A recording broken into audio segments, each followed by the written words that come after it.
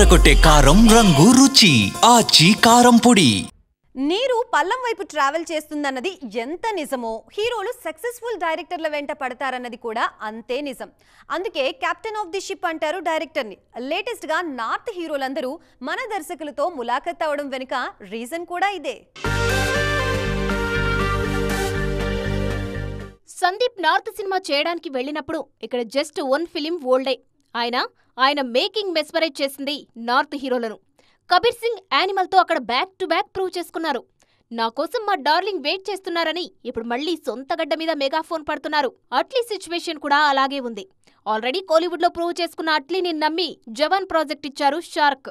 ఆ సినిమా ఏకంగా 1000 కోట్ల క్లబ్లోకి చేరడంతో అట్లీ కోసం నార్త్ హీరోలు క్యూ కట్టారు. అయితే ఐకాన్ స్టార్తో ఇంటర్నేషనల్ ప్రాజెక్ట్ చేయడానికి ఇది పర్ఫెక్ట్ టైం అని వచ్చేశారు అట్లీ. షారుఖ్ మాత్రం మరో సౌత్ కెప్టెన్ మీద ఇంట్రెస్ట్ చూపిస్తున్నారు.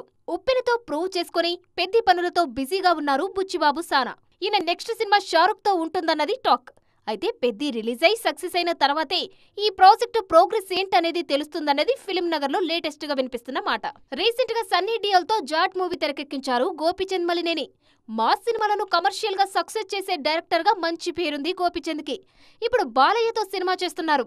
వీరిద్దరి కాంబోలో వచ్చిన వీరసింహారెడ్డిని గుర్తు చేసుకుంటున్నారు అభిమానులు. జాట్ కెప్టెన్ బాలీవుడ్ లో మళ్లీ ఎప్పుడు సినిమా చేస్తారా అని ముంబై మీడియా కూడా ఆరా తీస్తోంది.